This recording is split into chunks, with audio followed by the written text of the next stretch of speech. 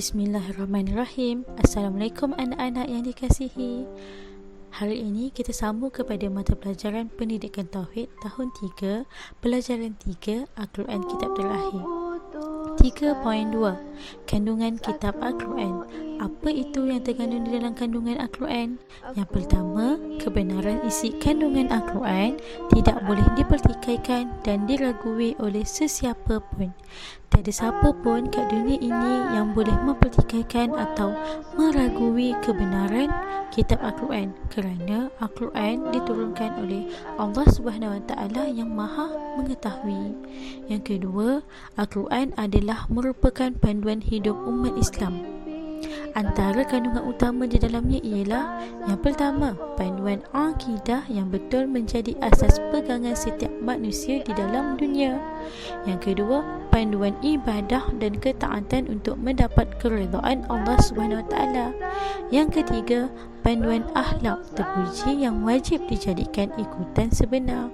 Yang keempat, Al-Quran juga terkandung tentang hukum-hukum, perintah dan larangan Allah Subhanahu Wa Taala untuk dilaksanakan oleh manusia.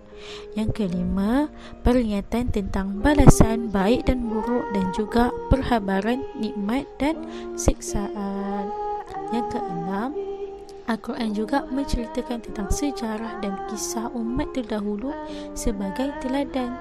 Yang ketujuh, Al-Quran juga merupakan dorongan agar sentiasa menjadi orang yang berfikir tentang kebenaran supaya mendapat manfaat dalam kehidupan. Yang ke-8, Al-Quran juga menjelaskan tentang perkara-perkara ghaib dan kewajipan mempercayai perkara ghaib.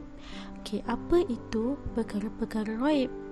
Perkara-perkara ghaib ini merupakan perkara yang tidak boleh kita lihat dengan mata kasar, tetapi kita perlu mempercayainya. Okey, yang pertama ialah hari kiamat.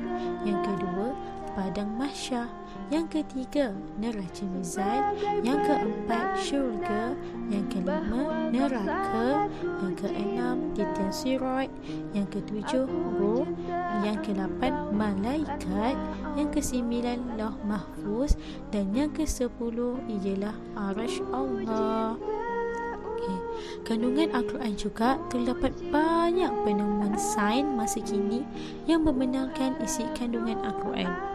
Sebelum manusia membuat kajian atau penemuan-penemuan sains, Allah SWT terlebih dahulu menyatakan di dalam kitab Al-Quran.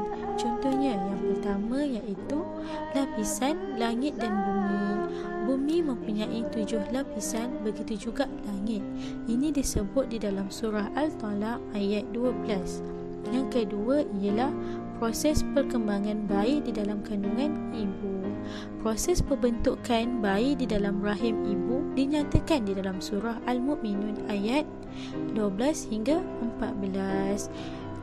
Yang ketiga ialah perjalanan planet-planet di dalam cakrawala, iaitu semua planet beredar di atas orbit masing-masing dan tidak berlanggar antara satu sama lain, sebagaimana dijelaskan di dalam surah Yasin ayat 40.